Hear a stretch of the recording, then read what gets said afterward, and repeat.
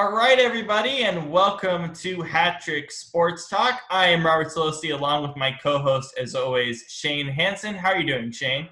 I'm doing well, or as good as anybody could be doing during this whole time. Yeah, How are you doing? yeah. I'm doing good, man. Just playing video games, chilling. We got the WNBA Draft going on just as we are recording, so we're going to be talking about that a little bit later in the show. But let's get started with some NFL topics, shall we? Yes, sir. The draft is, of course, coming up. Uh, let's first start with. Actually, I do need to get this up on my phone, but let's first start with Christian McCaffrey. Christian McCaffrey, new contract, 4 years, $64 million. I think it will start in 2021. What is your reaction to Christian McCaffrey's new contract? I'm a bit surprised. I'll be honest. I feel like that's a little high, Really? considering. Just considering they're in the middle of a rebuild. I don't know why you would spend that much money on a running back. Granted, he is a huge piece of their offense, but you got to invest in your quarterback and then receivers, offensive line. There's a lot more to it than just him. And Yeah.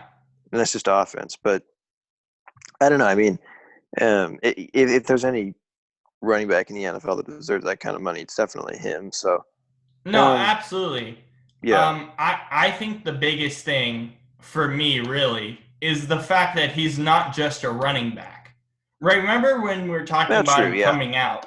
And like he's a running back slash receiver. He can do the multiple of those things. And that's what I thought makes the contract make sense.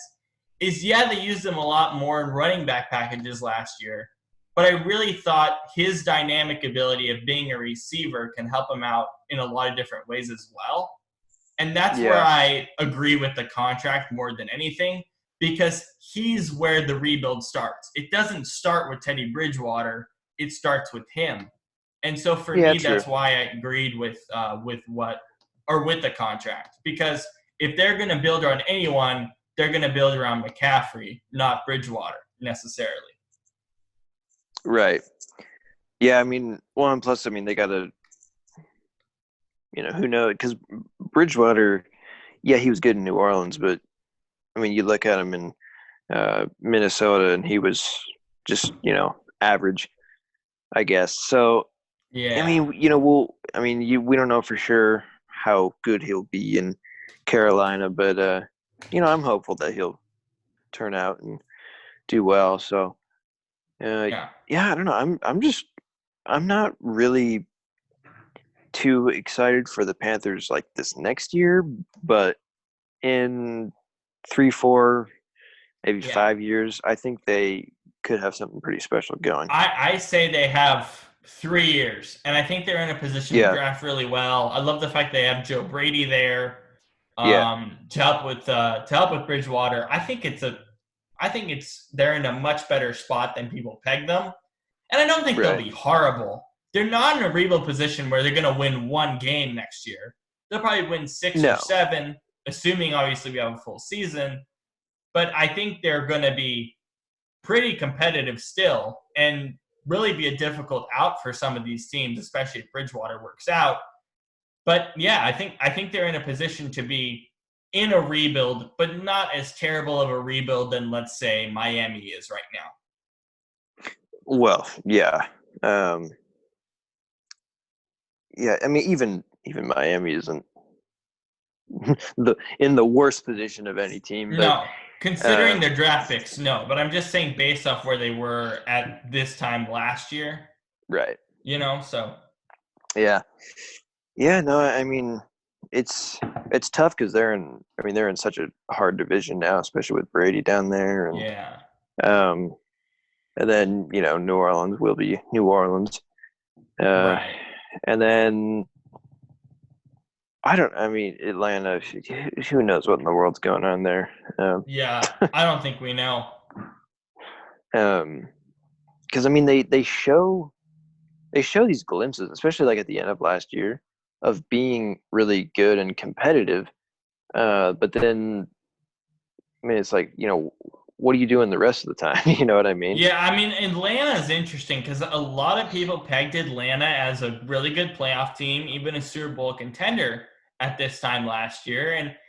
And I think a lot of it is just Dan Quinn and this coaching staff. I think has spent too long with the organization at this point because Yeah. I mean, all last year, what we were talking about for 5 weeks straight is Dan Quinn going to get fired, and ultimately he Yeah. decided not to. I don't know what's that reasoning, but Well, there because was no I mean, there go was ahead. no excuses last year, because we talked about the year before they had injury issues.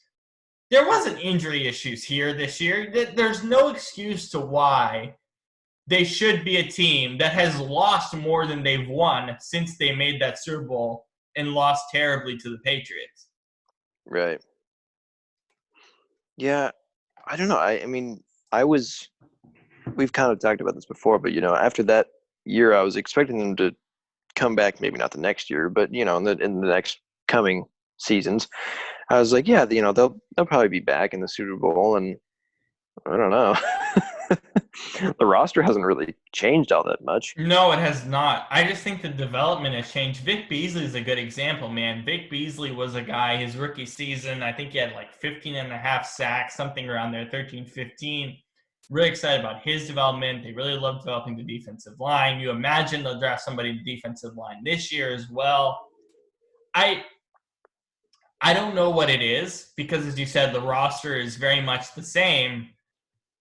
I don't know where else to peg it but the coaching staff. I think it's that simple. Yeah. Well, it's interesting too because what they kept saying last year when they were in their giant win streak was, "We're fighting for Dan Quinn," and it's like, Yeah. okay, so if you could play this good, why didn't you been doing this all along? I don't know. Yeah. It's odd. Yeah, It but anyways, yeah. I think it's just a really odd situation. The draft will give yeah, us a glimpse at like where their plans are moving forward. But I would expect them to take a defensive lineman, if anything else. yeah. Okay, so moving on to one of the more confusing stories of the week. I was blasphemy by this one. So, first off, this story I knew was false right from the beginning. I knew it. So, I know we don't normally talk about false stories on the show, but every story involving this guy seems to be false and or weird, and this was both. The Browns were trying to maybe trade Odell Beckham. We've heard this for about a year. But the Vikings being interested, wasn't that a red flag for you, like right when the story came out on Monday? Yeah, they're not a team that I would expect. Um, to be fair, I don't know who I would expect to want to pick him up at this point. Uh, Right. I mean, not that he's a bad player, not at all, but just his behavior and whatnot is questionable. Yeah. It's Um, strange because the Browns they traded a lot for him, right? yeah, And yeah, then now here's all these trade rumors. Look, if Stephon Diggs didn't work with the Vikings, other than Adam, other than Thielen. Thielen, excuse me, jeez, other than Adam Thielen, who's gonna work as a receiver in that system? I mean, Laquan Treadwell was drafted; he didn't even work in that system. What do you want me to say? Like, if Diggs didn't work, and I think he'll be pretty good with Buffalo, who else is really gonna work? Who has a top flight receiver like Odell? How is he going to work with Kirk Cousins when Diggs was pissed basically the entire time that he never got the ball from Kirk Cousins? How was Odell Beckham any different? Yeah, that would be even worse, I feel. Yeah, probably. Yeah. I think if So you were to give me teams that would work with Odell, I'd probably go with teams with established quarterbacks. How about the Steelers? How about the yeah, I was gonna Seahawks? say Steelers would Right. probably be the one that I could see. Yeah. I mean, any team with like a really, really stable organization with the quarterback that's like can work well with receivers such as a Roethlisberger or such as a Wilson. Those are just the first two teams that pop in my head. Those two make the most sense. Other than that, I'm not really sure. Yeah, I don't know. I just think any trade rumor with him is bizarre. They're Questionable always at the false, least. and they're always false. And I know, obviously, I think in the past there were the Packers might have been interested as well. All of those weren't true. And the fairness is, I think you always have to look at these Odell Beckham trade rumors, especially now with him with the Browns, with a little bit of a questionable eye more than anything. Right. Yeah, because he's an interesting character, that's for sure. For sure. Absolutely. We've been really vocal on this show, basically for the past, year since we've done this, about the Rams and their cap situation. Obviously, Brandon's been more vocal than you and I, but this is something that we've been really, really honing in on. I don't know why this is such an interesting topic to us. It is. But Jared Goff says he's opening to restructuring his contract. The Rams have a league low, get this, -$6 million in cap room right now. Jared Goff having to restructure his contract, that was inevitable. I don't know how the restructuring will work or how it's going to work. But again, the fact they're in this situation is just incredible. Yeah. How much was Goff getting paid per year? I am not sure It how was like in the much high 20s, right? something like that. Yeah. Yeah, that's ridiculous. I'm just gonna say it. For a guy like him, what are you thinking paying Goff? I'm looking this up. Hold on. I mean, the only Average salary is $33 million, 33 and yeah a half mil 30 $33 million for Goff. and a half. I But yeah. and a half. I okay. I don't know who So made so that deal. so let's go back. Let's go back here because Okay. when I first heard of the deal, I was like, okay, I get it. I Right? never did. Because here's the deal. How hard is it to get a franchise quarterback in the NFL? I mean, this draft class is kind of loaded at the quarterback position, let's be kind of honest. Yeah. But other than that, I mean, like, if you know you have a franchise guy, especially the fact that he made a Super Bowl, and I think a lot of that was due to his talent. Obviously, the Super Bowl was terrible, but he had a really good playoff run. I Yeah. wasn't necessarily like, oh, the contract is terrible. No, I was like, it's okay. It's not necessarily perfect, but it's okay. But then when you realize all the other moves they made on top of that, that's where it becomes more questionable than you would have initially thought when the contract was announced. Well, and I mean, I think he's a guy that needs talent around him in order to be Yeah. effective, Which, I mean, there's two guys in the NFL who I would say deserve more than 30 million a year, and that's Mahomes and Wilson. Because the thing is, those are guys that you really want in your franchise because they don't need super talented guys around them to make plays and to win. It helps, but they don't exactly need it. Goff, I don't think he's one of those guys. I don't think you can give him 33.5 million a year. And It depends on the situation, right? have Because if yeah, you so Mahomes and Wilson are good examples. I also will put Lamar in there when his contract does inevitably be able to be re-signed. I don't But know look at about the him, situation. but yeah, Why not though? They he's structured never their won a entire playoff team game. around him. Fine, but they structured their entire team around him, and he's Well, the inevitably going to win one. I mean, yeah, he's gonna win a Super Bowl probably, but here's the thing. He and yes, he's still young, but like you look at the Ravens roster, how many Pro Bowlers do they have on offense? Yeah, I will admit the receiving core is pretty bad. The It's tight like, end core is good. The receiving core is quite bad. The offensive line is amazing. and the running back Mark position is good. Mark Ingram is good, but he's older. What But I'm it's saying not is really necessarily about that. he has tons of talent all around him, Yeah, he and does. I just I don't know. The team is more built for him than anything. But I think, again, here's another example. Matthew Stafford. If you're the Lions, is he not worth that kind of money? Yeah. Like, Uh, it depends on the situation, right? I think more often than not, this is so situationally based. If you're the Lions, Stafford's been there for so long. I don't know how you can do better. I don't think the Lions are in a position with Matt Patricia to want to go look for a quarterback, even in this draft class. yeah, I just don't know if Detroit is really the best fit for him. I It's don't know, because fair, I but mean, yeah, you but and I have anyways, spoke on this a lot, that the Lions last year were just so interesting and fun to watch, and we thought they were probably going to be in a good spot coming up. yeah.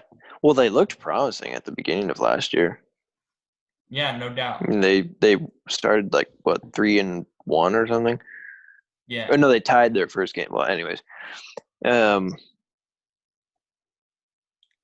what were Yeah, we talking so about? we're talking about Goff's contract, and we Oh just went on a yeah, tangent about contracts.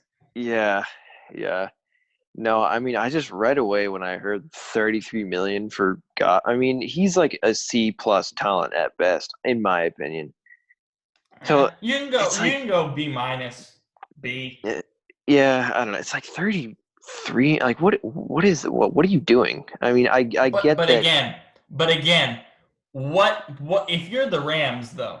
And I get it. The contract looks even worse now considering their cap situation. If you're the Yeah. Rams, do you really want to go out and look for a quarterback in this draft? Do you really think that's your primary need? Or do you want to make it your primary need? I just don't think so. Well, no, but that doesn't mean you have to give Goff 33 million. It means that you kind of have to, because these quarterbacks are always looking to be the highest paid, regardless of which, just because the position is so important. Well, yeah, I guess. I don't know. I mean, So like it's a yin yang thing. It's like, do I want to go back in the draft pool and redevelop when I know I have this guy that can work and got me to a Super Bowl, or am I just like, I'll just pay him and then figure out the rest? Even though, let's be honest, the Rams haven't figured out the rest well, considering their cap situation. yeah. Or I'd give him like a 1-year tag and see how he Yeah, does. maybe. I don't know. I don't know. They probably would have done that, but I don't know. I'd be Hindsight for the Rams. Hindsight is always 2020, but hindsight for the Rams is killer, because hindsight would yeah. tell you, yeah, tag Goff. Hindsight would tell you, They didn't don't look sign ahead. Gurley. Yeah, hindsight would tell you, don't sign Gurley till you have to. All these things. Yeah. I just think hindsight's 2020 for them, and unfortunately, it kills to look back if you're a Rams fan with that. Yeah. Yeah, no, I just did I just think they were too focused on now instead of planning a foundation for the future and whatnot. But yeah, that's too Yeah, bad, but it is what it is, I guess. yeah. All right, let's move to OJ Howard. So last year, OJ Howard um, was a guy who just didn't have a great year last year because Bruce Arians didn't really work in his system. He's not really a tight end developer type of guy. It's just not what he does. That's a fair, or I mean, I guess that's a fair assumption with him. I think that was kind of the same thing in Arizona. That's why I didn't really get any big name tight ends. Yeah. Um, but to be honest, I think that's kind of why this OJ Howard rumor is out there, that he's a trade piece. But I think part of the reason Tom Brady went to the Bucks is simply because he likes the receiving talent there. Mike Evans, Chris Godwin, and I honestly think it includes OJ Howard as well. I think Brady will be clamoring to get him more targets. So I Yeah. don't really necessarily understand this rumor from Michael Lombardi talking about, oh, they might trade OJ Howard on draft night. One, I mean, as you know, Brady loves throwing to tight ends. Yeah, because clearly. he likes the shorter routes, and yeah. I mean, I think he'd be a beast with Brady. Although, what's interesting is the most rumored landing spot for him is the Patriots, which is kind of ironic.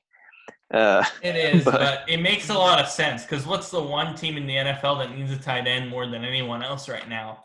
yeah, It's the Patriots. yeah, Most teams have one or two tight end sets right now at this point. right. Most teams do, if you look across the league. Yeah, that's the thing. Because as you said, Bruce Arians, he doesn't always develop tight ends well. That much is obvious. But then you bring in Brady, who has a much different kind of culture in terms of how he plays the game. That I think would benefit him for sure. Yeah. So I mean, I hope he stays.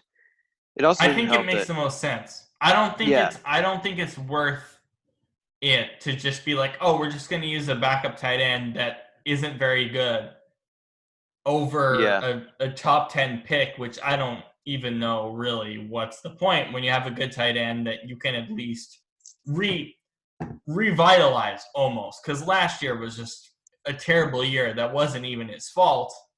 I think it makes well, all no, his the sense quarterback in the was world. legally blind. Well, not just that. I think it was so much more to do with Bruce Arians' system with OJ. No, I know. I'm just I joking. know, but I mean, I think it just makes the most sense to be like, all right, we got to stick with OJ Howard because we know what talent we have, and giving up whatever for a first round pick, I don't think is enough value anyway. It just doesn't make a lot of sense. Yeah, it's kind of dumb. We'll see though. Yeah, who knows? All right, so we're getting also to the Bengals. We'll have a few Bengals topics on this show. Joe Mixon is preparing to hold out if he doesn't get a long term deal. Now, here's my thing with Joe Mixon, right? Hmm. I understand he's had a few 1,000-yard seasons. I think he had one last year, but he's not that good of a player to me. He's not what he was his rookie year or his second year. I just don't think he's that great of a player He's to be digressed for wanting. sure. Yeah, I just don't think he's worth, or he's a running back that should consider a holdout. It just doesn't make a lot of sense. And yeah, you can make an argument that the Bengals system isn't really fitting him. I would totally agree, but still, it doesn't really make a lot of sense at all because I don't think 1,000-yard season is a perfect parameter of what makes a running back a good running back. I mean, you see it when you watch guys like Adrian Peterson back in the day, Marshawn Lynch. You just see it. It's not just about the statistics. And I think with Right. Mixon, it was more about the statistics than anything else. Yeah, I mean, I mean, to me, I'd say he's probably like a B plus player, which that's not bad, but it's not like I don't know. I'm so sick of NFL players saying that they're going to hold out and whatever. It's I like, mean, they most likely do. I think it's more common in the running back position now than anything. Obviously, yeah, with all of those, let's be honest, all of the running backs over the last few years, Le'Veon Bell, um, Melvin Melvin, Gordon, yeah, excuse me, Melvin Gordon, it's pretty much backfired. So yeah. I don't know why it makes any sense to do that. Well, I it's because mean, running other backs. than Zeke, which Zeke was going to get paid anyway, it's not the best thing to do in the world. Well, because I mean, running backs feel like they're underpaid compared to other players, and yeah, on offense they're probably the lowest paid player. But I mean, there's a reason for that. The Yeah, game is moving away from running. Not that it still isn't effective for some people, but it's much more of some a teams use passing. it. Yeah, but it's much more of a passing league now. You know what I mean? Yeah, So it's just, and the running back is just kind of a guy who, and for a lot of teams, is just gets some extra yards when they need him. So, I mean, I get it. I get the frustration, but I mean, if you look at history, running backs haven't been successful, especially in a case like like Cincinnati when they're trying to figure something out or rebuild. It's like they're not going to give this giant contract to a B plus running back. You know what I mean? Yeah. I It's just just don't think it not. makes any sense. No, it does not at all. And they have a Especially, good depth at that position too with Gio Bernard. yeah. It's not just Joe Mixon there. I mean, especially once they get Burrow, if he turns out to be good, then they're going to want to sign him to a lot of money. Then it's like, Yeah. well, but that's looking a couple of years down the road. But Yeah. still, that's what you got to be doing. Yeah. I just don't agree with it at all. But we'll see what happens with it. I do expect him to hold out though. Yeah, no, he probably will, but I don't know So if with the anything will come out of it. Raiders, yeah. With the Yeah. Raiders and their quarterback position, right? Mayock Yes. said we feel good about it. I mean, I think now you feel good about it because you have Mariota there as well to hopefully push Derek Carr a little bit more. Hmm. It just feels like the quintessential move that the Raiders will make. And I'll be honest, looking back at what the Raiders did, I think the NFL put up some really great stuff on their YouTube channel about like GM draft histories and stuff of that nature. I can't believe I'm saying this, but Mike Mayock and John Gruden, at least from a drafting perspective, you might say that they overvalued a few players, but they've actually done a pretty good job. Yeah. No, that's fair. Like who in particular are you thinking? Well, I mean, obviously Josh Jacobs, Max Well, Crosby yeah. was what, a fourth, fifth round pick. I know Cleveland Farrell wasn't amazing last year. He still needs a little bit more development. Jonathan Abram, we didn't even get to see. He got injured like 1 week into the season, so we didn't even get to see him. We'll get to see Right. him this year, and then we'll see what else they do in the draft this year. I mean, I think the biggest question is who starts week one there. I think there is a Hmm. potential that Mariota does start at some point this year, Or do you but think it's like who was it? Do they do an Alabama type of thing where they have both of them? both. When they had yeah, because remember a few years ago when Alabama had Tua and Jalen Hurts, and they both Yeah, kind of played in certain split. Do they do something right. like that? College is different. And No, I know. I've always been one of those people that's like that doesn't make any sense at all. Yeah, Like it just especially for them. I mean, let's be honest. Mariota is getting paid like a starter anyway. Like they paid him a good amount of money to be a backup, at least yeah, at this juncture. But no, I don't see that working for any NFL team. It just doesn't make a lot of sense in the way that quarterbacks are in this league. I've never been a proponent of a team doing that. I'm fine if they do it in the preseason. And look, my yeah. mind might change. If they do that in the preseason, it works well. Actually, we probably won't get a preseason. So let's say they do it the first month of the season and it works well. Right. Maybe, but I don't think that's likely. I think what's more likely is by like week 6 or week 7, they say to themselves, "Yeah, let's just see what Mariota's got because we're not sure about Carr." Hmm. Assuming that they probably don't start as well as they would hope, but I'm not sure. Right. Well, it's yeah, it's I mean, it's interesting because they're so different. I mean, they are truly opposites, Carr and Yeah, Mariota. Um, so I'm pretty curious as to what happens there. I really feel like Gruden wants a more mobile guy than Carr, and that's Yeah. why Mariota is there. But even then, I don't know. Excuse me. I don't know how much that makes. I just don't think it makes any sense why they would have both, unless they feel like at some point they'll turn to Mariota down the road, kind of like the Tannehill model, which ironically Mariota was included Yeah. in. Right. But that's kind of what this league is going to be turning into for the next couple of years is this sort of Tannehill model because we saw that it worked. so they're going to try it. But I think it's kind of a wait and see approach with this quarterback position.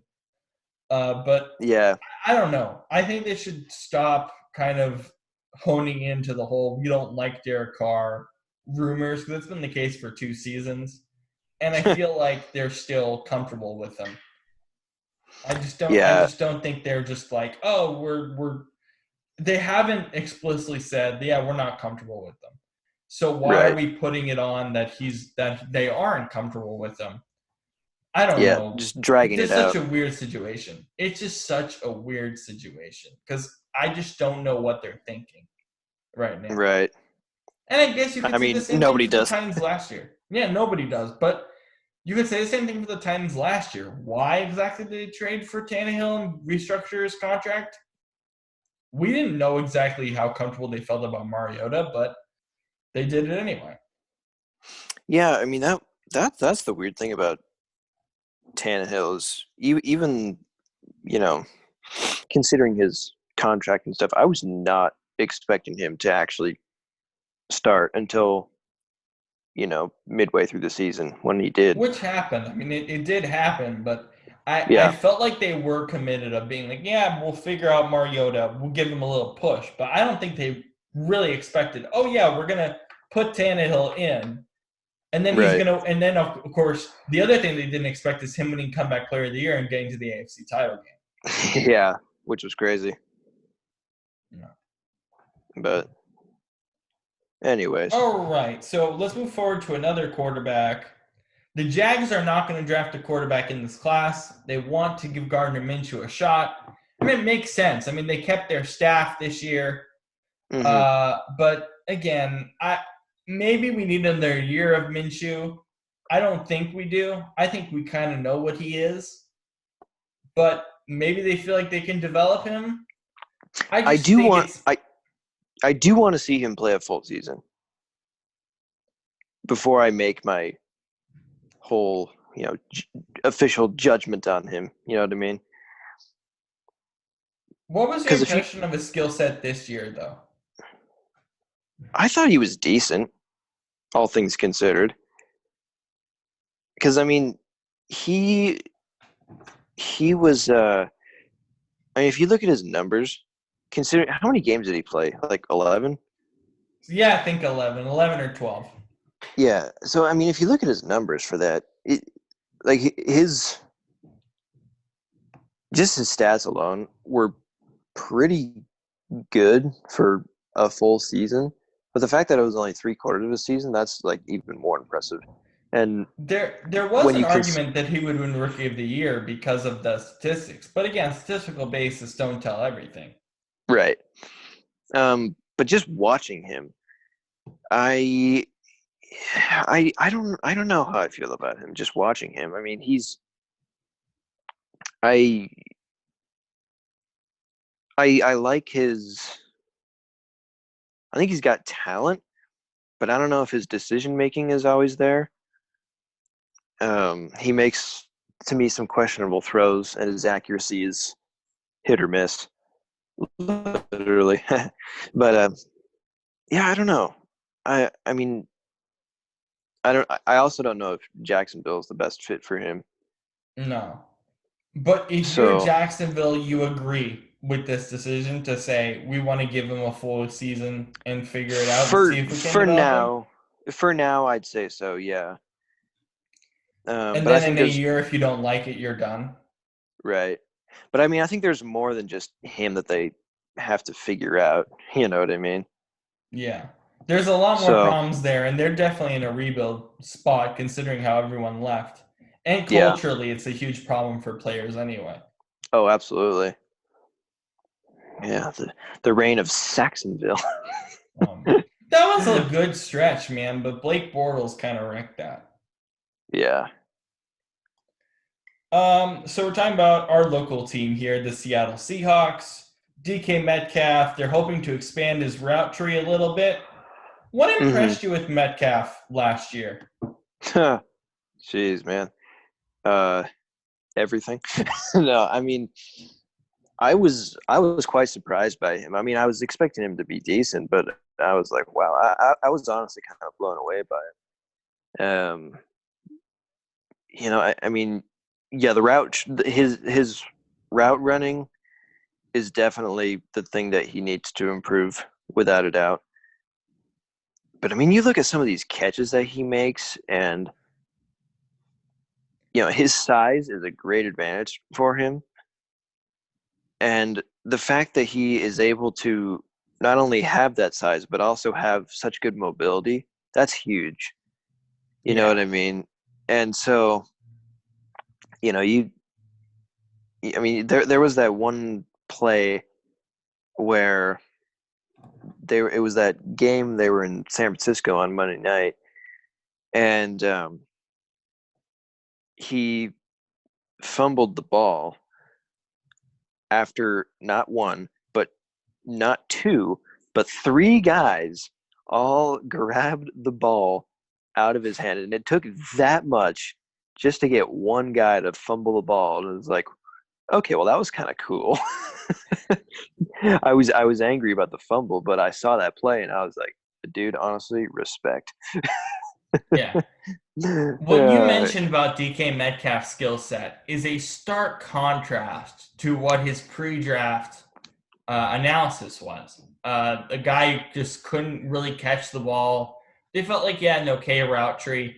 I was of the proponent that I thought it was stupid that he fell as far as he did. I mean, he fell basically at the end of the third round or end of the second round, excuse me. And I was like, this is ridiculous. I yeah, really had him pegged as a top receiver. But again, he went to the right system in Seattle where Russell just places the ball perfectly, especially to yeah, a guy like him if you're totally concerned about the catching ability. But again, I think he would have fit on any team that was ahead of the Seahawks during that time in the second round.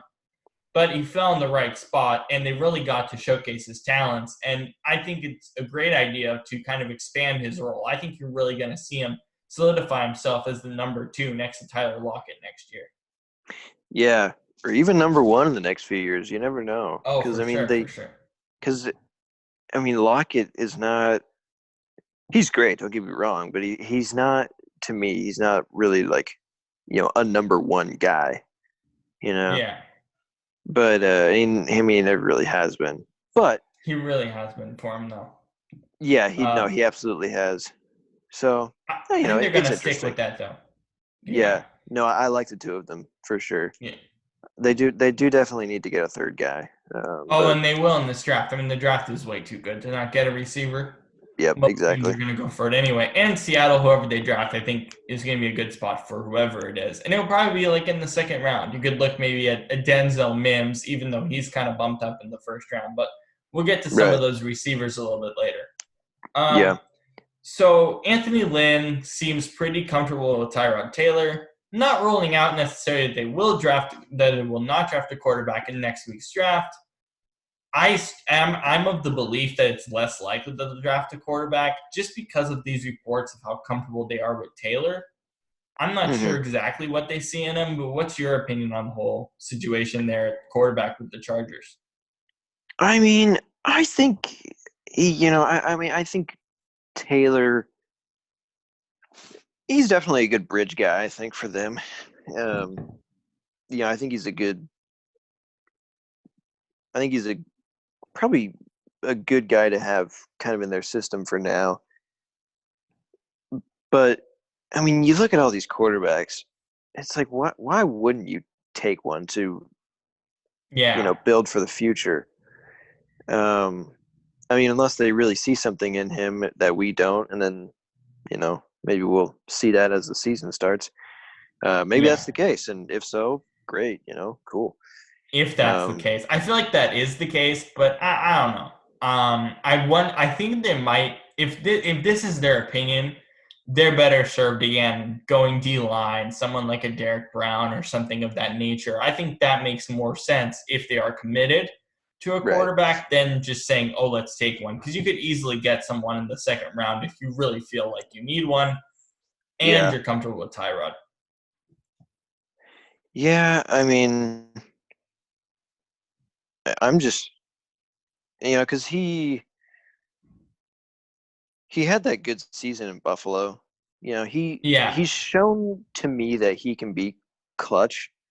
yeah, but I don't know. He's kind of inconsistent. So I Yeah. don't know. So Um, going back to him in Baltimore, he was one of my favorite players to watch every preseason in Baltimore because I thought he oh was so yeah, dynamic. He was a lot smaller back then in like size and stature, and I really enjoyed like his mobility. It's kind of a funny precursor to Lamar Jackson to a degree because I thought it added an yeah, extra element to the Ravens offense. Obviously, right, the two of them are not comparable, but you saw glimpses of what they like in a quarterback in the sense of Lamar Jackson, right? yeah. If I put that correctly. But I was interested in that. I was like, Tyrod could be a starter in this league. I really think so. And then when Buffalo went there, I had periods where I was like, yeah, I think he can be a franchise guy. Just, I don't know. The whole mess with Buffalo was wild because they were like, we don't know. Let's put in Nathan Peterman. And of course, he threw 5.5 picks. And I think it was a whole mess there. Maybe It this was is a the fresh start that Tyrod Taylor needs in LA, but I think he's gone to a point of his career where he's clearly a bridge guy or a backup quarterback like he was last year with the Chargers. yeah. You said the Buffalo situation was wild, like Buffalo Wild Wings. Oh my I'm so sorry. All right. So, God. anyways, uh, By the way, speaking of the second you, Buffalo, mhm. Buffalo is like one of my favorite cities in America. That's what you It's said. a it's a really great city. I've never been there, but I mean, I've seen pictures of it. It looks beautiful. It's awesome. I've also like Bills fans there are like diehard. They're also awesome. Oh They're a yeah, little crazy. They're wild, for sure. But I really like. I was there one summer for like lunch or whatever, and I just really like the city. But yeah, especially in the summer where it's actually good weather and not snow. But obviously in Buffalo, you live there, you get used to it. yeah. Hopefully you do. So Joe Burrow has been meeting weekly with the Bengals since mid-March. I guess the reason why I bring this one up, because obviously we've had countless discussions about Burrow for obvious reasons over the last few months. Right. These virtual draft interviews, if you're a prospect or if you're a GM, how do you approach these kind of interviews on Zoom, on Skype with these coaches? And how much does it really tell you about a prospect? I mean, to me, it really doesn't change much. You know, you still ask them the same things, and you would say the same thing. Although there is something to be said about, it's like you actually coming to them, flying out, meeting with them in person. It's like shows, an extra level of, I guess, dedication. So you kind of miss that. But I mean, you know, in the end, it's you can still accomplish a lot of the same stuff. So I don't Yeah. think it's too big of an issue personally, but what do you think? I think it is interesting because it gives them an opportunity. Because I mean, every prospect normally flies out to the city and all that stuff, and obviously they keep in touch by phone or whatever. But there's Right. an interesting dynamic especially with a guy like Burrow, where the Bengals have constantly met with him week by week because they're allowed to, and to see them kind of meet with him constantly over potentially other prospects that they could be talking to, it definitely shows interest, but it also shows how interested they are as him as a person, as someone with work ethic or whatever or what have you. That I think make them more interested because you have these constant online interviews. Right. Yeah, just keeping the connection all the time, if you will. Yeah, for sure. The Yeah. Cardinals are potentially looking for a receiver in the first round. Steve Keim, their GM, said that in a press conference on Zoom on Wednesday. I don't think any GM's rolling out a receiver even in the first round just because of the talent here. But Eric, I think this is partially news because they got Hopkins and maybe they're looking for another partner there. I also don't really like it necessarily because if you look at the Cliff Kingsbury sort of arc the last couple of years of how they've really drafted almost too many receivers. Now, obviously, you maybe cancel that out considering how good the class is, but still, they've drafted receivers pretty constantly. Right. So I don't really know why they wouldn't just try to develop some of their younger pieces that they already have there. But again, the class is pretty big and will be pretty successful in the pros. But yeah, I just don't know how I feel about that when you have so many receivers that you could be developing, such as a guy like Andy Isabella who they got last year. Yeah, for sure. I mean, I get the need since, I mean, who knows how long Fitzgerald's going to be around. But, I mean, yeah, like you're saying, you got all these guys there already.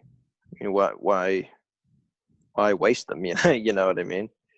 Yeah. Especially when I mean, unless they want to get somebody who's actually legit, like a CeeDee Lamb or Jerry Jeudy or whatever, and have him learn under Larry Fitzgerald, I could see that.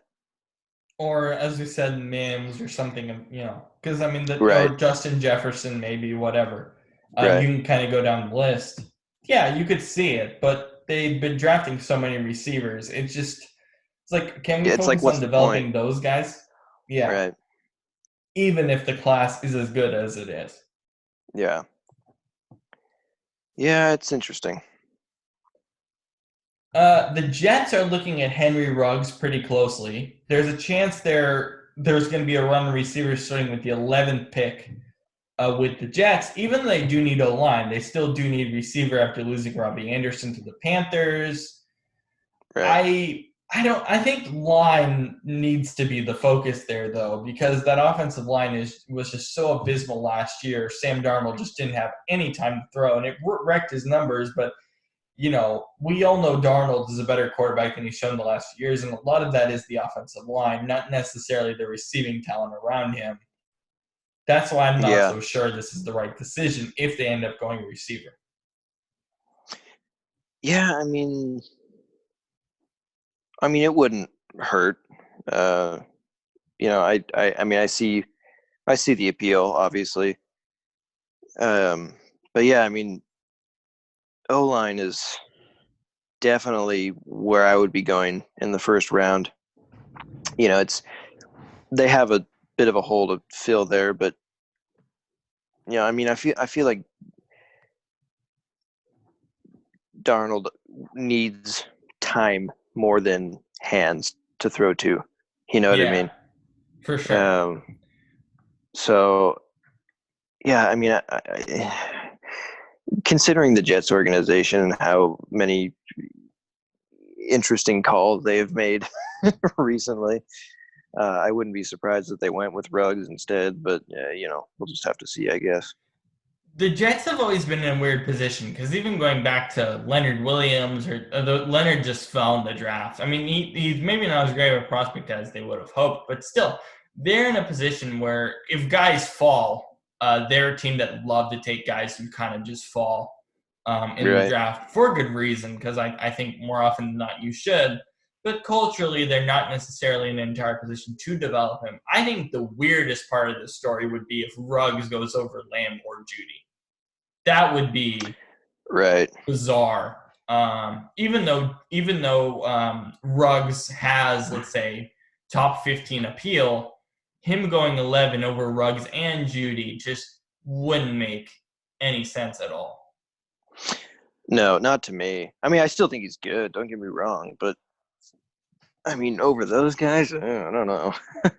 Yeah, I just think it doesn't make much sense at all. The Yeah. Falcons are also a team to watch, moving up from 16, according to Ian Rappaport of NFL Network. They're probably going to be looking a lot at the defense. I don't know how far they're going to be able to move up, and obviously we talked about the Falcons, and we're not really sure what they're going to do. But if they trade up and get a really good piece at a really good slot, I wouldn't be surprised at all. And I think it would put them in a good position going into next year. Yeah. I mean, I think they're well, like we said earlier, their biggest thing is just figuring out the coaching staff. But yeah, I mean, I think I don't know. If I'm then, I'm probably gonna focus on defense first.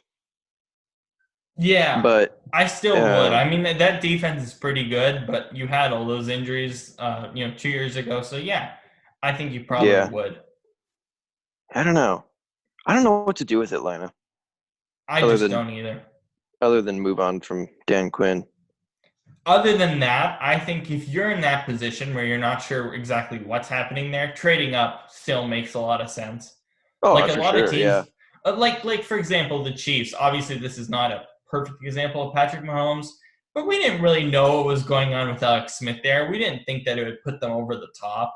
So making that decision made a lot of sense, and to a different degree, obviously defensively with that. It just makes sense if you're really not sure where the organization is going, especially defensively. You might as well just trade up, especially if you have the assets. yeah. I mean, it doesn't hurt to get good picks. Yeah, it really doesn't. Yeah. Um, So let's see. So we already kind of went through some of the receiver class. We'll get to one more receiver a bit later. So with the Miami Dolphins, they're probably the most interesting team here because they have they have 3 first-round picks in this first round next week. Not only that, but do they really have they 3? they have 3. Yeah, I think they're Wow. at 5, 18, and 26, if I'm not mistaken. Okay. They have the most picks out of everyone. I think they have like 12 to 14 in total, maybe. Jeez. That's Them and the good. Patriots. Them and the Patriots have a bunch Yeah. more. Um, Anyways. but they've done a lot of work on Justin Herbert over Tua. I think more than likely we've gotten to a point that Tua is just going to free fall and that Herbert's probably going to go at number 5. It kind of feels that way. Because before, I mean, I was thinking that, LA would take one uh, and Miami would take the other. But now at this point, LA saying, "Oh no, we're not drafting the quarterback or whatever." So it's like, We okay, maybe may that's be, not we going to may happen. not be. Yeah. So honestly, I don't know that they will be. I would doubt it at this point. So that leaves Miami, and Miami says, "Oh yeah, we would love Justin Herbert as well, just as much as Tua." And so now, if you look at them, they have, you got Tua with all these injuries, or the big, strong, healthy Justin Herbert. Honestly, at this point, I think they're taking Herbert. And they've done a lot more work on him. I think every team is just so uberly concerned about the injuries. I mean, a GM was quoted today saying he's fragile, which I don't like. I'm not gonna put a tag on him because I think he's that much of a special talent. But as a GM, there's just a lot more weird factors involved than, oh, we're just gonna take Tua. What if you take Tua and he is fragile and he gets injured a lot, which I hope is not the case. Yeah, because Then I mean, you're just such a taking unique talent. right, right. But I feel But like anyways, GMs are thinking, "Oh my God, we're taking a massive risk here," which I don't think is correct. oh, I think it But is. you still think it's a massive risk? I mean, just because of the injuries. I mean, it's not like the thing is, it's not like he's just had 1 or 2 minor injuries. He's had what 4 or 5, including a hip injury. I mean, that's pretty severe, and that's just in college. When you get to the NFL, and there's guys that are 300 pounds chasing you around. I mean, that's like in the NFL, they're faster, stronger, bigger. I mean, I don't know. Yeah. I would I I don't I would like it be though. I don't like the idea. I yeah. don't like the I don't, idea of like, oh my God, he's so. I watched this pro day and I was like, dog, come on, like, are we no, I don't serious think he. here? I don't. No, I don't think he's fragile necessarily. I just worry about him. You know what I mean? Yeah, but I mean, I'm sure you watched some of the pro day highlights. I mean, it wasn't like he didn't move well. It wasn't like he didn't throw abnormally. Yeah, not every throw was great, but I mean, it's a pro day. Not every throw is going to be amazing, right? But Right. he had a good touch on the ball. I think also another weird part that no one's talked about with Tua is kind of the same when Michael Vick was coming out. He's a left-handed quarterback, correct? Right. He's a left-hander, and you got to change your offense completely around that as well. And I think teams aren't talking about that either. I think that also you freaks don't have to people change out it. a little bit. You don't have to change it too much. I mean, you kind of have to shift everything around, Not really. which most coordinators don't really like. But Yeah. Well, anyways. that might be another reason, but I think that's a much minor reason when you look at his talent. It's the injury concern. That's what everybody talks about, Yeah. If you So, look at Herbert to the Dolphins, what do you like about it? jeez. I don't know. I like him way better going to LA personally. Why would that be the case for you? Well, just because the way that, for starters, LA has he's got a lot more talent around him in LA, Yeah. and which I think is going to be beneficial to a guy like him. And I mean, I don't know. Miami's whole thing is that they're in the middle of this giant rebuild. And I think if they want to have a rookie come in there that's going to make a difference, it has to be some guy who's such a unique talent like Tua. Not that he would make a huge difference, but I think he's the one most likely of anybody. At least in a year from now, maybe, if you Or want to bench him. at least in this draft class, I should say. Yeah.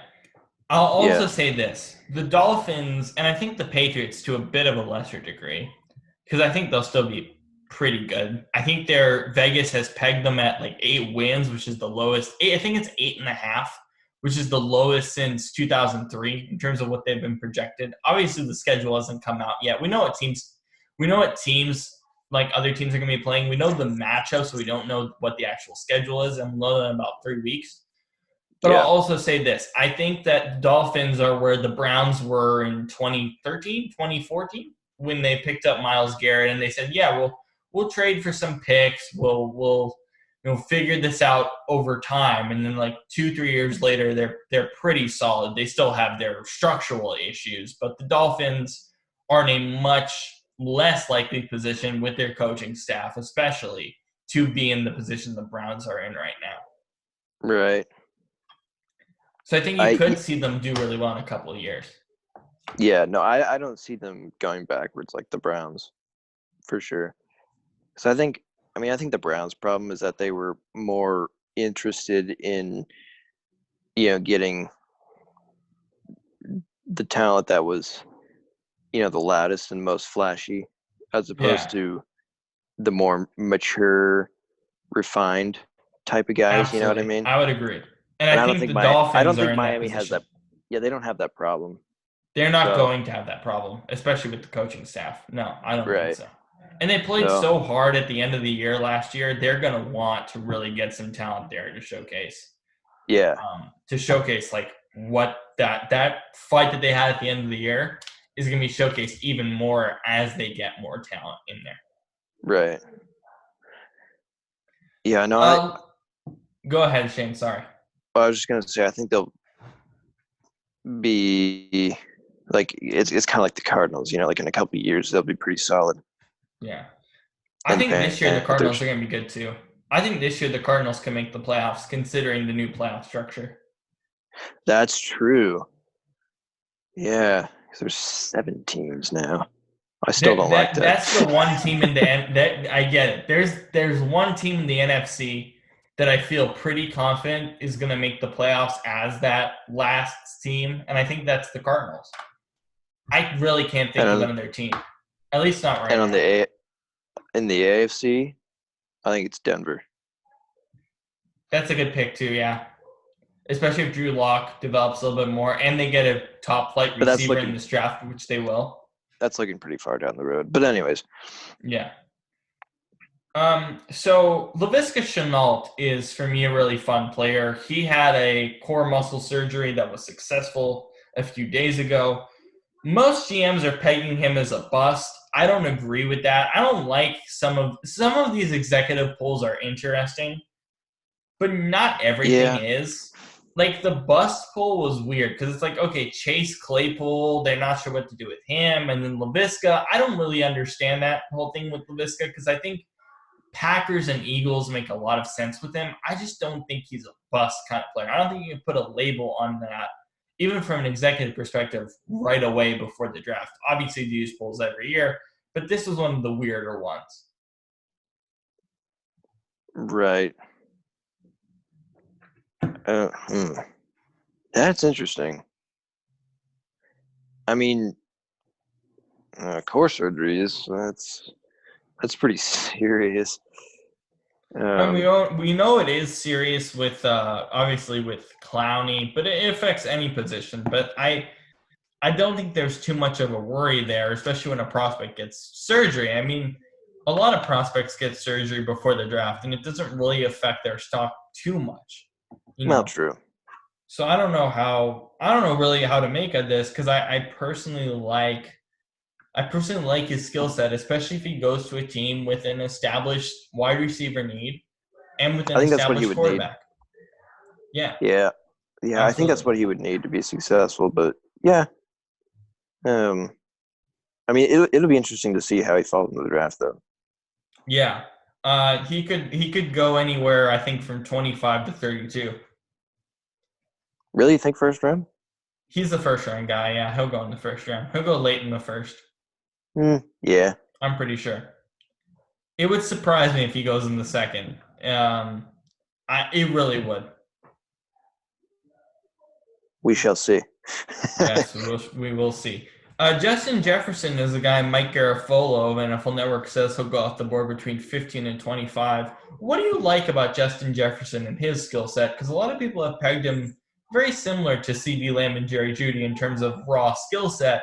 Obviously, he's not as great as them, at least at this point. But a lot of people have really been excited with the skill set from GMs, executives in the NFL to the media. What do you like about him? Well, something that I like about him is just he, he's not the biggest guy. He's not necessarily the fastest guy, but he has this determination. He gets it done, and he does Right. really well. I mean, I think he is a huge reason for Joe Burrow being as successful as he was.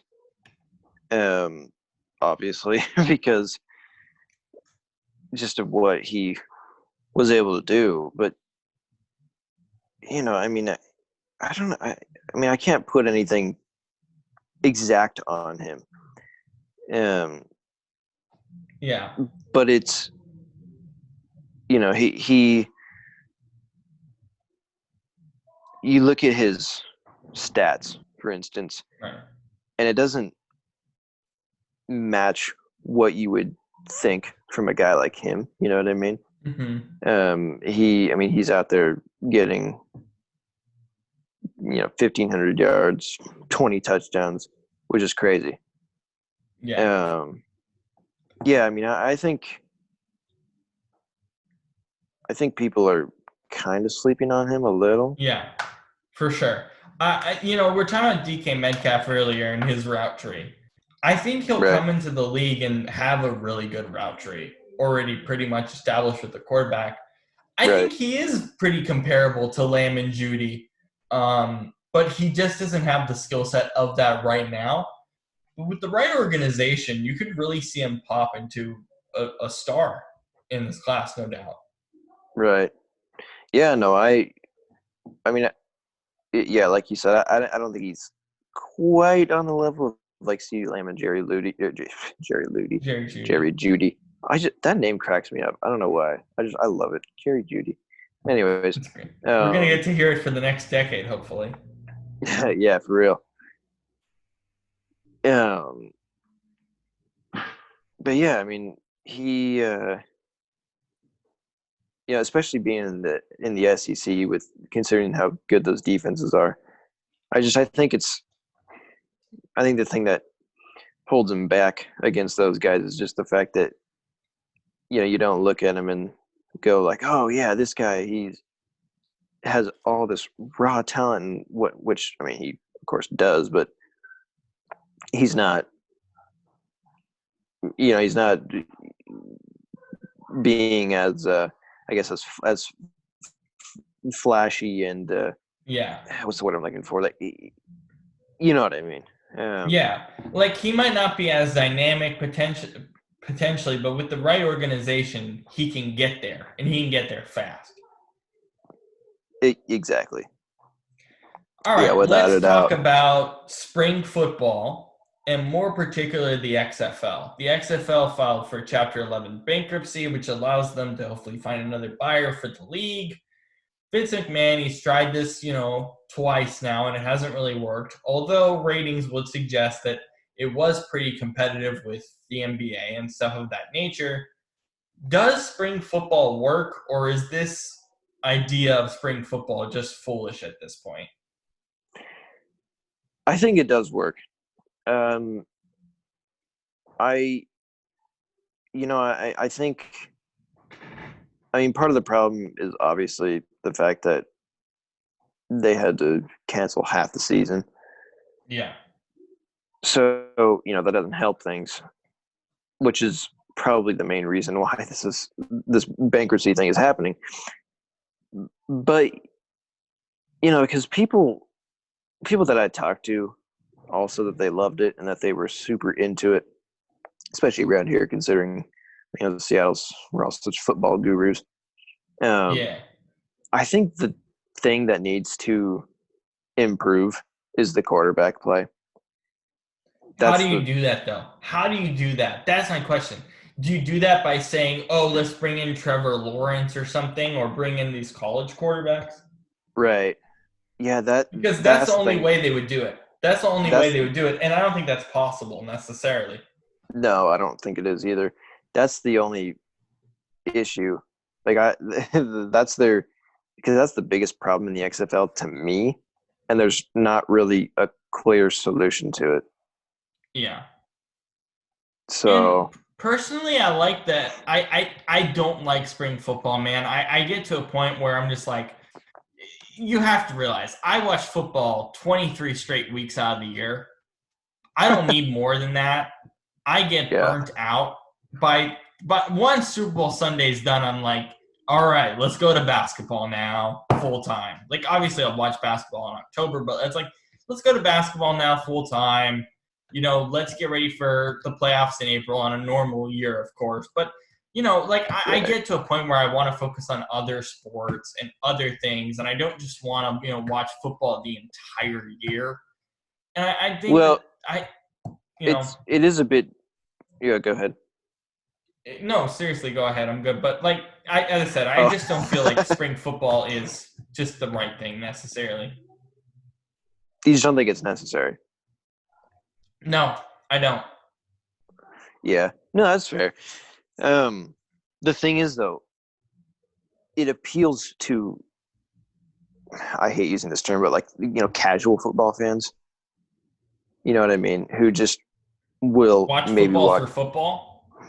No, who just they'll like watch a game every week or two, just kind of And they casually, like won't watch like every whatever. game or whatever like Right? They're that. not they're not as as serious as someone like you or even me. Yeah. So they just think like, oh yeah, more football, cool, whatever. It's not Yeah. like yeah. So that's the appeal. And there's so many people who are like, oh, I'm just gonna watch my local team, and I think that's maybe where it appeals to the most.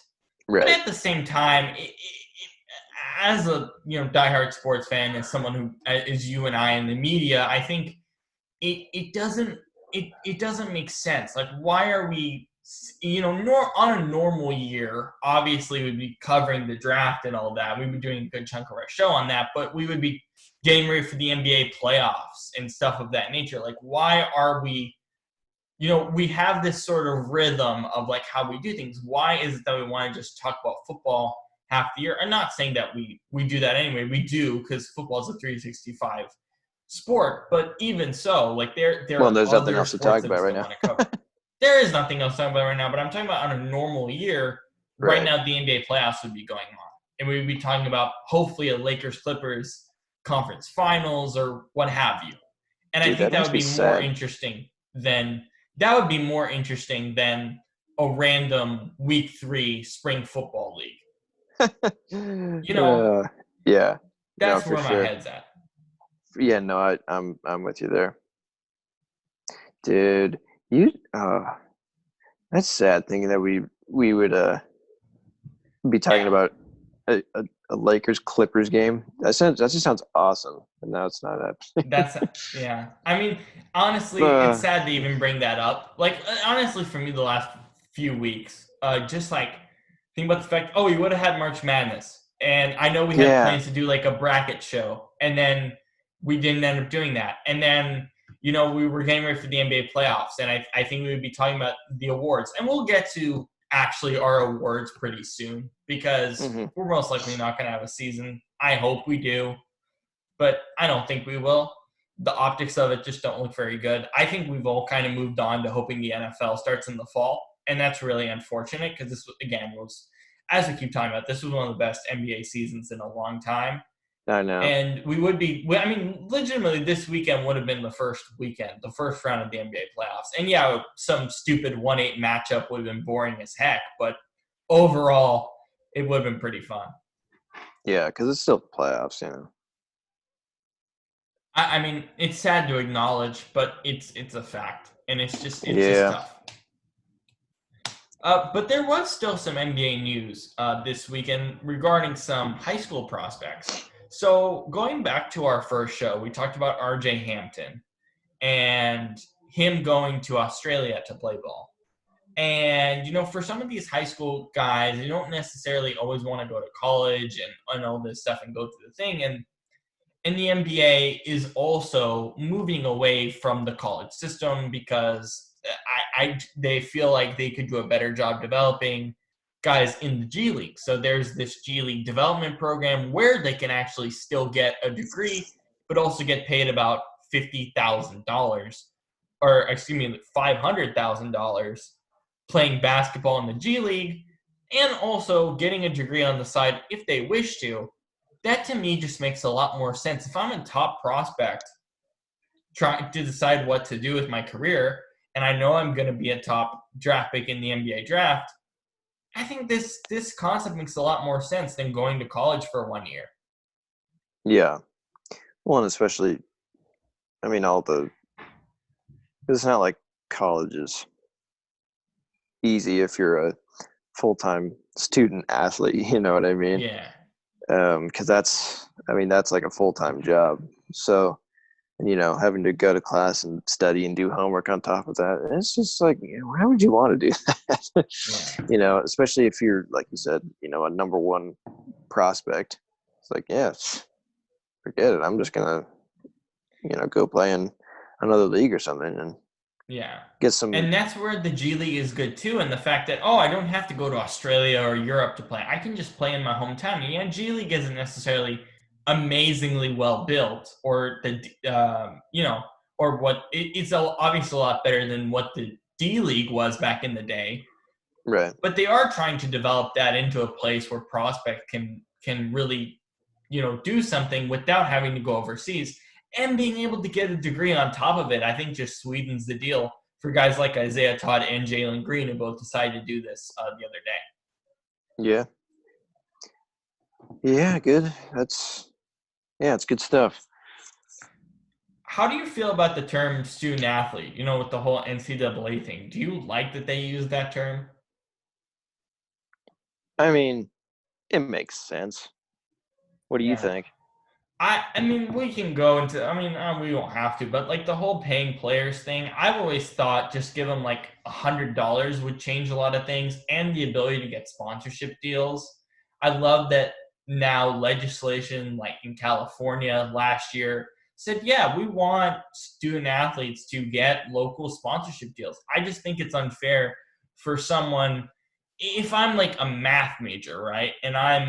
Which I'm not, because I suck at math. But like, if I was a math major and I was getting paid to like tutor people with math, it's kind of as you said, it's kind of like a full-time job doing some kind of work and school. But in this case, student athletes can't just go work on this random job. They have to play a particular sport, so they should get paid for doing that particular sport in a small stipend, like you would if you were a math tutor at your local whatever. Right. Obviously it's much different, but you see my point. It just doesn't make a lot of sense to say, oh, normal students who just, have school, they have work on the side and they still make money. Why is it that other student athletes shouldn't get that same opportunity and a more expensive opportunity in the sense that they can get sponsorship deals and a small stipend, potentially? Do you think that so you think that they should be allowed to collect money on endorsements for jersey sales Yeah. and whatnot? Yeah, I do Well, too. I mean, jersey sales, yes, but I think more so the smaller. I think one of the biggest things that the California legislators focused on is not necessarily jersey sales. While that would be great, especially for us fans buying the jerseys and then for the players getting paid, it's more so like these random local car sponsorship deals or things of that nature that I think they focused on more so. But I'm happy Right. with both. Yeah. So that's kind of how I feel on that. Yeah. We will have UFC fights in a month, most likely on May 9th. We don't know where. Hopefully. Hopefully. Tony On an Ferguson island. and Justin Gaethje have said that they are planning to fight, and they've agreed to a contract to fight on May 9th. This will probably be on UFC's island, which, by the way, what is your reaction to the UFC trying to get an island? I know we've talked about this for a bit now, but them trying to get an island to do fights, what is your kind of thought process on that? Honestly, I think it's kind of awesome. It's like, oh, where are you gonna have your fight? Oh yeah, we have our own island. You can hit us up there. That's just cool, dude. I mean, it's the only way for it to make sense, but it's just kind of how progressive the UFC is, also how weird it is as an organization to do that. Yeah, But as true. long as fighters are safe, and I also wonder what does that mean in terms of do they get tested, and that creates a whole thing because that's kind of why we're not having sports anyways, like the whole testing thing and like, okay, if we test athletes, like why can't we test regular people? And I understand that piece. So there's a bit of a hurdle in that area. But keeping athletes safe on an island might be the best way to go. And you might see more leagues maybe try to do something of that nature if it's feasible. Because I don't know in terms of the healthcare system if that makes any sense logistically. And that's kind of my one issue with it. Right. Yeah. I mean, I don't know. One, would it be a permanent thing? No. Well, it wouldn't be I mean, it would be a permanent thing if to say like, I mean, it wouldn't be permanent, but I mean, honestly, I guess it would be because you would take health officials and you would have fights every week because UFC's fights every week, regardless if it's a pay-per-view or not. So what does that mean if it's every week? If it's not every week and then just like, oh, we have one major card one week and we're just going to stop, then that might be a bit of a different thing. But that doesn't seem like what they're doing here, even though they are trying to create a mega card for this. But I don't Right. know. That's just kind of strange. It's just I get interesting, it. but logistically speaking, it just seems weird. Yeah. Even for sports as a whole to come back right now in any capacity, even for a month, right? Even for, as we wait another month and we'll see how things change in the month. But bring it back to a some capacity, like especially with the healthcare system, it just seems not feasible at this point, even for the UFC where they're going to be on an island. It's hard for me to imagine that even working. If it is on an island, of course, we have not gotten that confirmed, but I don't know. Yeah, I'm not jealous of the people trying to figure that out. No, it's pretty tough. All right, so the WNBA draft is going on as we speak. They did a great tribute to those who died in the car accident, including Gigi Bryant, by making them honorary draft picks in this class. You Pretty mean the special moment helicopter? there. Yeah, in the helicopter crash. So that was a pretty incredible gesture there. But obviously, with no other sports going on, this is probably the biggest event we've had in the last month. But it is interesting, though, with Sabrina Ionescu, who is one of the best prospects we've seen in the last 5 years in pretty much any sport, regardless men's or women's. A really dynamic athlete, a triple-double machine. I mean, if I were to compare her hype coming out, it has to be Zion. I mean, the hype of Zion was so huge. I mean, it's not exactly the same, of course, but that same kind of hype was around Ionescu all season, and even in her junior season. The hype around her was so Right. huge. And then now her being officially selected to the New York Liberty, which is an organization that hasn't really been that great in WNBA, historically speaking, especially for the last 5 years. For her to go to New York especially, and the amount of talent that women's basketball has had coming out of these drafts the last few years, Brianna Stord's a good example. It's a huge thing to have a superstar or someone who can potentially become a superstar. I think you're going to see her on all-star teams and in the WNBA finals for the next few, like 4 or 5 years, maybe down the road. I really think she's that special of a player. But in New York, to have a superstar get drafted there really helps the growth of the league, I think, more than we would have expected. Yeah, for sure. I mean, especially considering how much she's accomplished so far for how young she is. Like, dang. I mean, she started all 4 years in college. And, yeah, I mean, this last year, she had, or not this last year, but in total throughout her whole college career, she had 26 triple doubles. It's pretty incredible, isn't it? That is insane. I mean, that does not happen. Yeah. which is, I mean, that's crazy. But yeah, I mean, you look at her numbers. I mean, 33 points per game. 7.3 rebounds. It's like, combine that with the fact that she has played on the national team and had some success there, all before even graduating college. I really like where she's going. And I mean, like you said, the way that it could help kind of revitalize the women's game, I mean, I think it's already been in a great spot, but just the fact that she's going to a place like New York, Madison Square Garden, and that on top of that, and I mean, this is kind of upsetting, but it's a huge stage for the WNBA tonight. Just to be like, we're the only sport on, and people are just going to tune in to see this draft and really get to see her personality as the number one pick and say, hey, here's our star, and here's our new star for the whole world to see because we're the only sport on TV right now. Yeah. Yeah, exactly. And so I think it's huge for the women's game moving forward. For basketball in general, really. I really think so. Absolutely. Yeah. All right, so let's get to some fun games here now.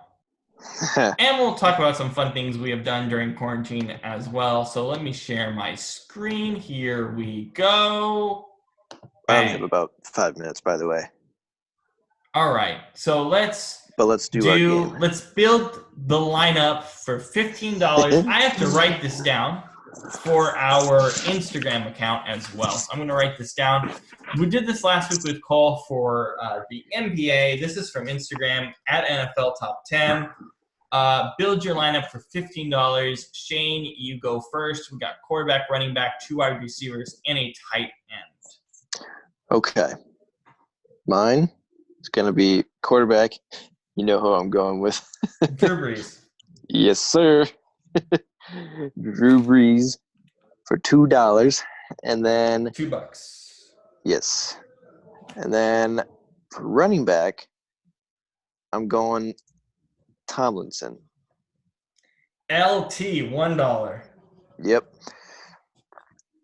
Then for the first wide receiver column, I got to go Jerry Rice. I mean, $5. Yeah, Jerry Rice. How could you not?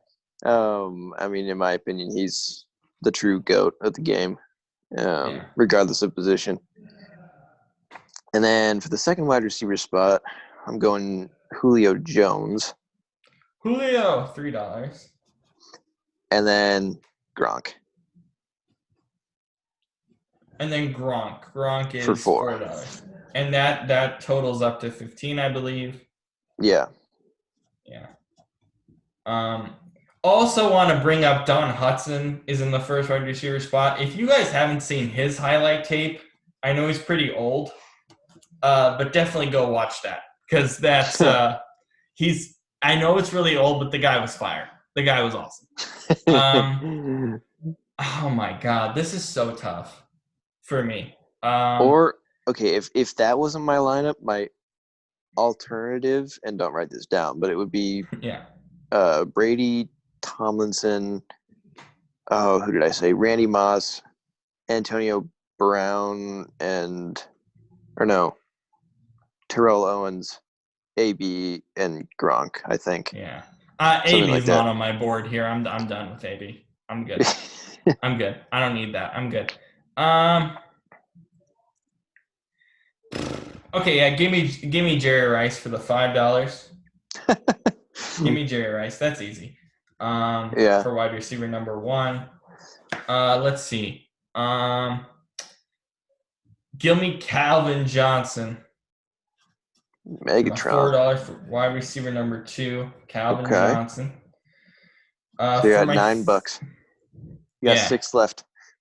Let's see. So $3 players. Okay, so $3 I'm going to take. So we got 2 receivers. Yeah, give me Walter Payton, Sweetness. Okay.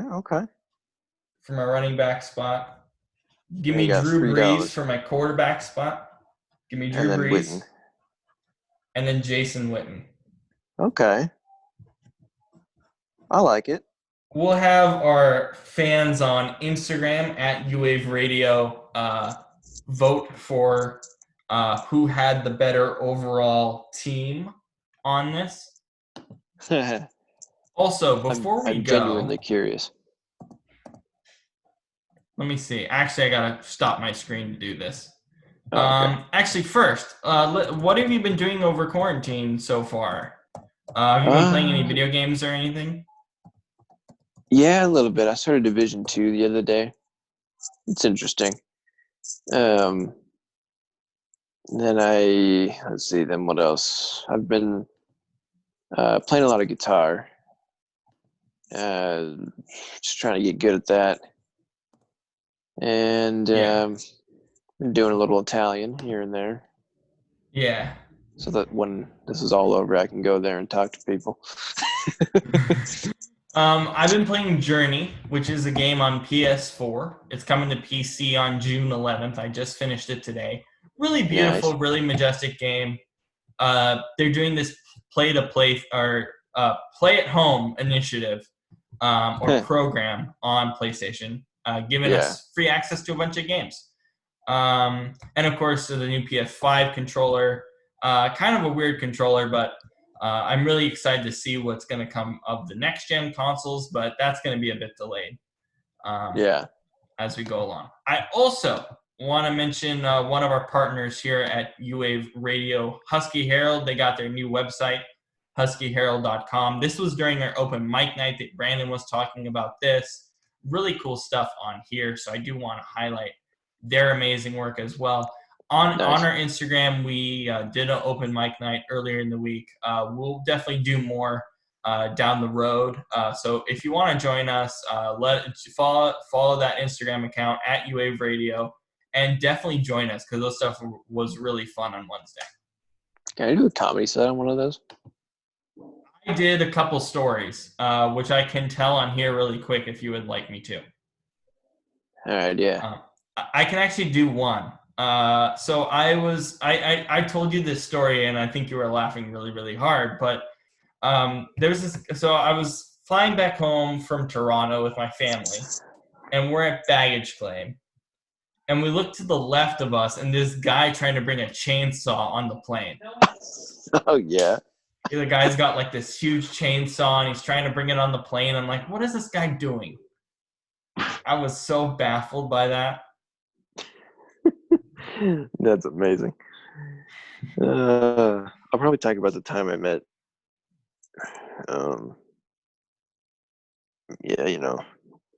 Big 12 in the elevator. Yeah, Aaron Rodgers. We're not gonna mention that on the pod, but that would be fun for a comedy set for sure. But